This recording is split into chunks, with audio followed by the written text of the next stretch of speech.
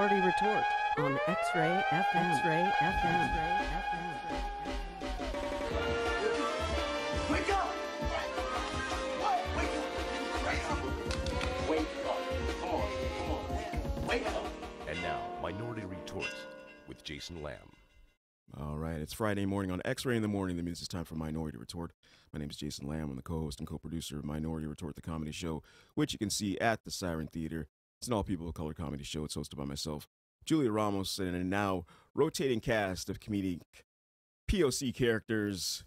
And speaking of POC comedic characters, we have a very special guest here in the studio who's going to be on Minority Retort tonight, in fact, at the Siren Theater.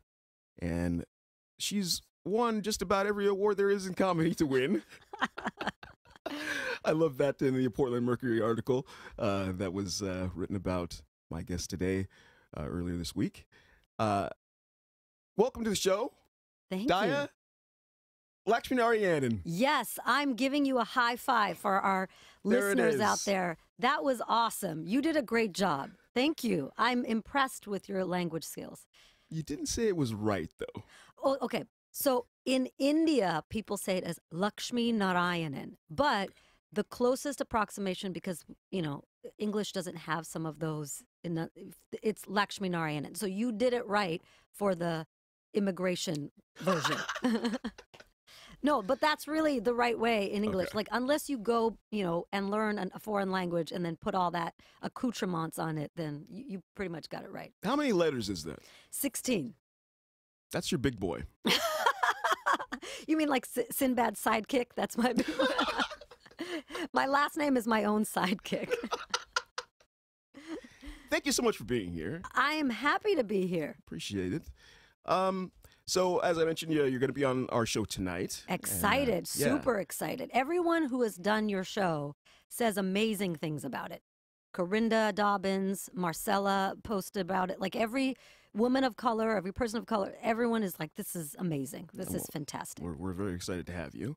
I want to start by talking about something fun, at least I think.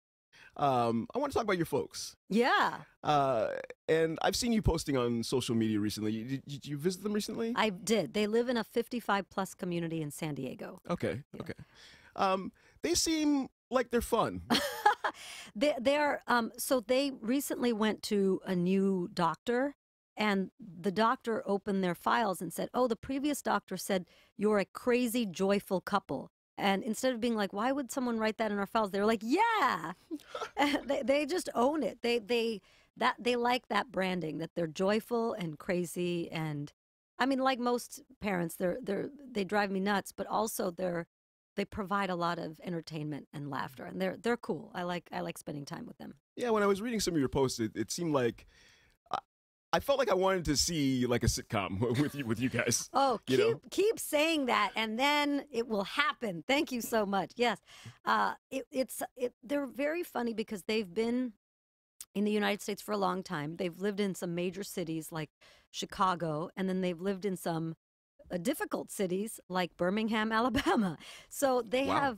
have this kind of wealth of experience of knowing what the American experience, the American dream is all about, and they see it very clearly. You know, living in Chicago, they lived in subsidized housing because they were recent immigrants, and so they had all these interesting friends from the Caribbean. They had you know, Latinx friends. They had fellow Indian friends. They had black friends. It was a really great community. And then they moved to Birmingham, where it was still very segregated, even though legally it's not segregated. It's still by culture segregated. And they're like, what is going on? So they see the world very clearly, and they still have a sense of humor about it. And you know, by all purposes, they want still those things that they came to the United States for, the American dream for myself. But then they're also like, well, we know what's up. So they're great to spend time with because they have a lot of knowledge, and they see things, and they have a good sense of humor. Does a lot of your humor and interest in comedy come from them? It comes from like most comics, like growing up and seeing the world through a filter where you're like, does anyone else have this filter? Does anyone else go to Big Lots and ask for an additional 20% off? I guess not. Only my family. I mean, just like things like, cost savings, obsession with food. These are all things that may come out in my act, but also my dad is pretty militant for someone who is kind of a small, thin immigrant man. So some of the political aspects of my comedy are informed by him. And then some of the like, let's be happy and let's do characters and let's make fun of others in a loving way. That's from my mom. But where did you grow up? And you mentioned Chicago and then Birmingham, but where did you? Yeah, so my parents moved from Chicago to Buffalo, New York. Okay. And my mother always reminds me, she's like, "Well, you were made in Chicago." I was like, "This is a lot of information. I don't need to know this part." And it wasn't even like IVF or anything. It was like, "Oh no, we did this." So so I was born in Buffalo, and then we moved to Cleveland, Ohio, which is another place that's, at the time we lived there, pretty reasonably segregated, although some places are more integrated now. And then we moved to Birmingham, which was a huge culture shock. And then they moved from Alabama to Georgia, which I say is like Alabama 2.0 because it's like, ramped up a little bit. So we moved to outside of Atlanta. And then I went off to college in Massachusetts, and then I moved to California. Gotcha. So, as I mentioned, I mean, you've won all kinds of awards doing comedy. How long have you been doing comedy, actually? About a decade. Yeah, I took some time off in between, but yeah, it's a long time, 9-10 years.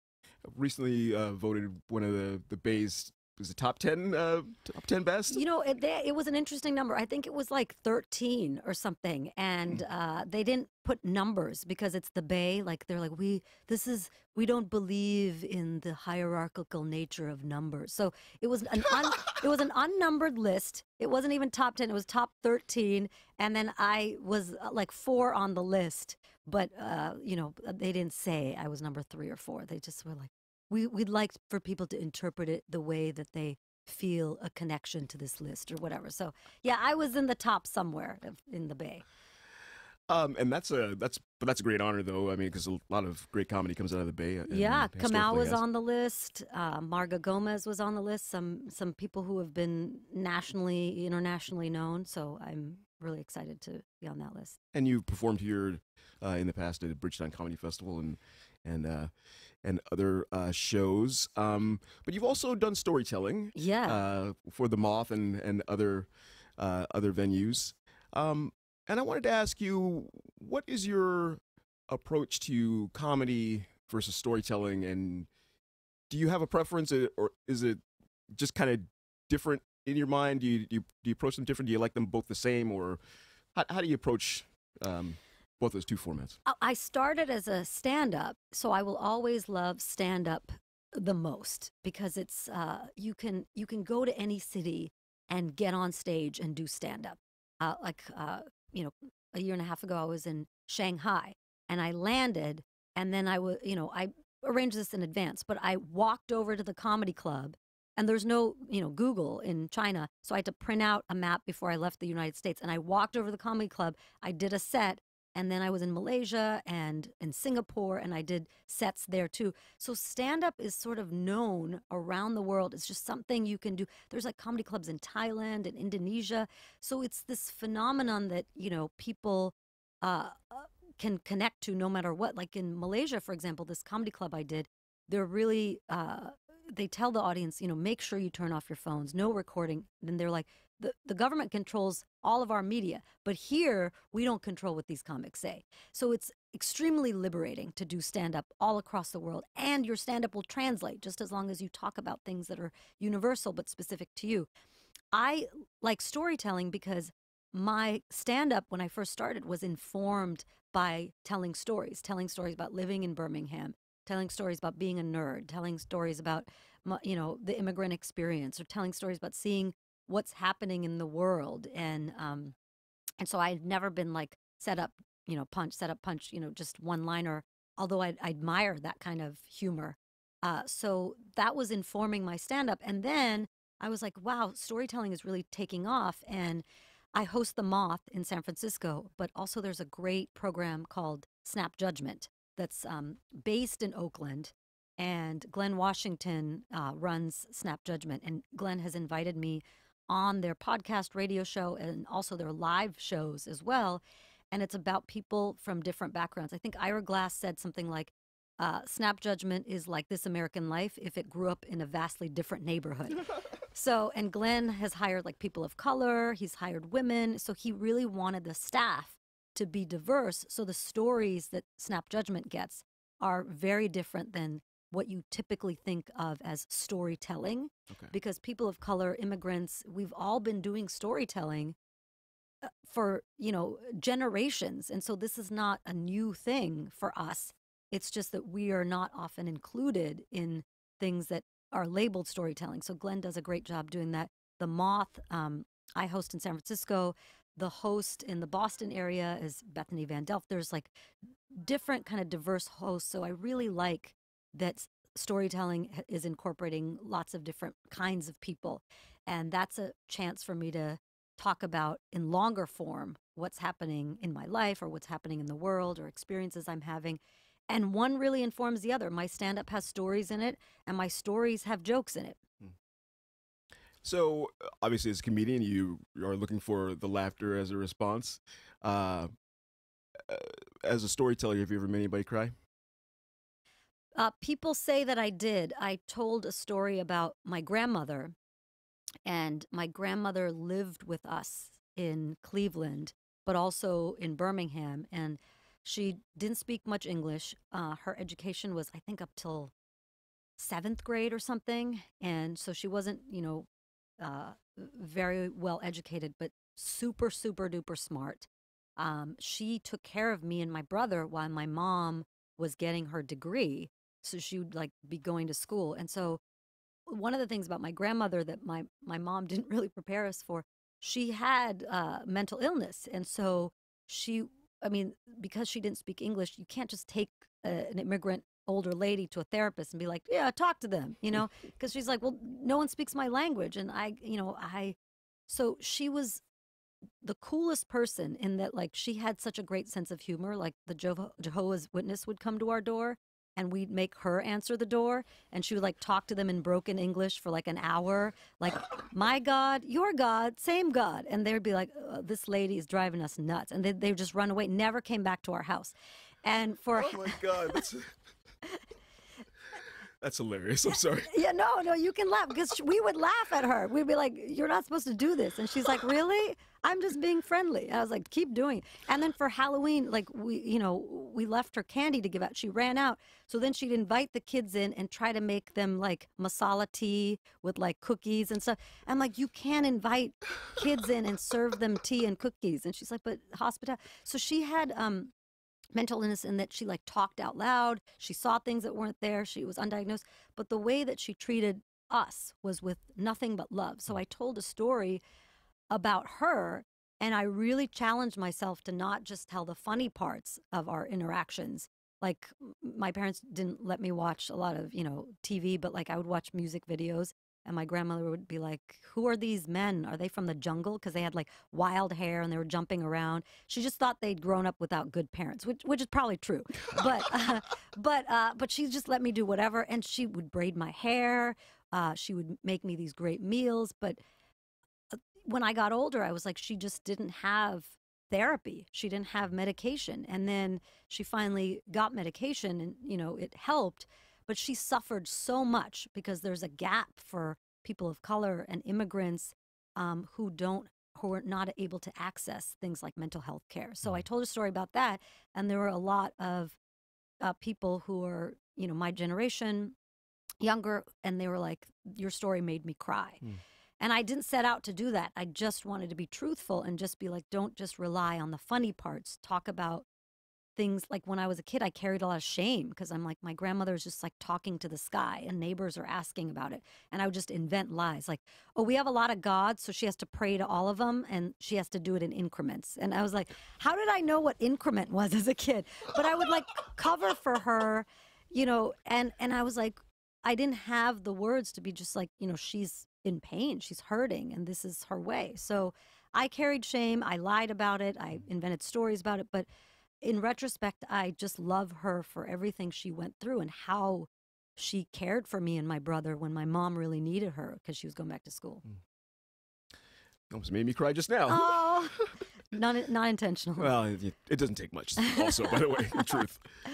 And you're also the subject of a documentary that I'm not sure folks may or may not be aware of, but I wonder if you could tell folks who may not be aware about it. Yeah, so part of what I've always said about myself is, like when I got into stand-up, I never thought like, oh, I need to have this like specific cool look. I need to like wear these things or be a certain way. Part of my branding has always been like embracing of the fact that I'm nerdy, and I don't say it like nerdy, like lightweight nerdy, like hardcore.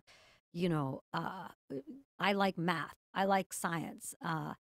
People ask me to help them with, nerdy subjects all the time. And I embrace that because also like, being a woman in our society, there was a time when there was a Barbie that was like, you pressed a button, it said, math is hard. So it's not really cool for women to be like, I like science and technology and math, and I like being nerdy because it's considered asexual or unattractive.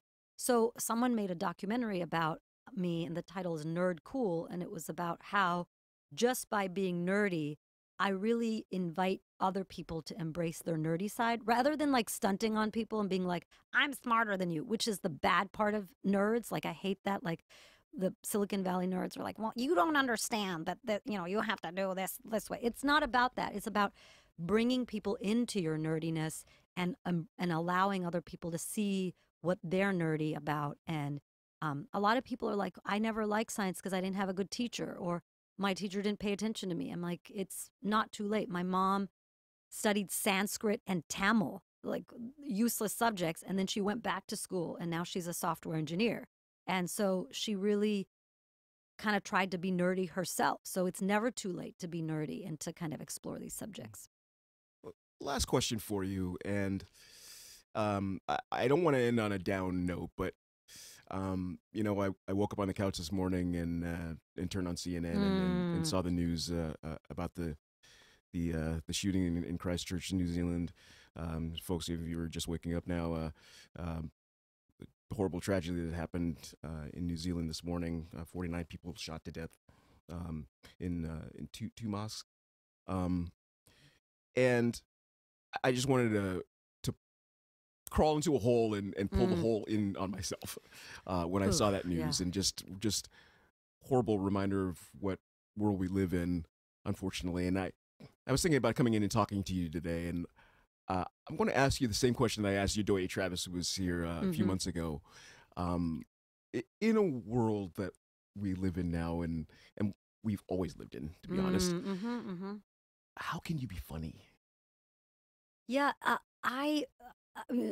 so obviously this tragedy this morning, it's not possible to make this funny because, my comedian colleagues are all probably, hurt in some way, and, violence is all around us. So one thing that sometimes people look for when they come to a comedy club is they're not running away from the realities of the world.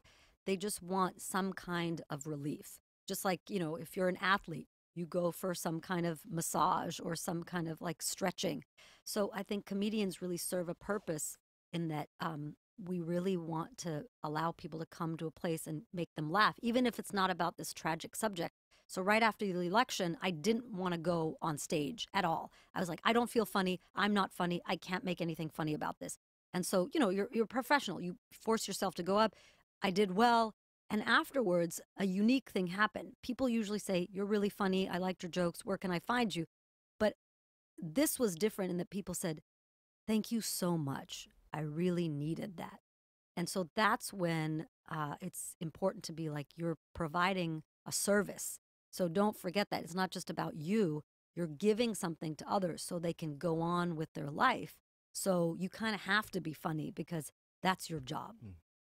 Well, your job, I'm going to go ahead and say, is to be very funny tonight. Yes. On Minority Retort at the Siren Theater at 8 p.m. I really appreciate you doing that show, and I appreciate you coming here this morning and talking to me today.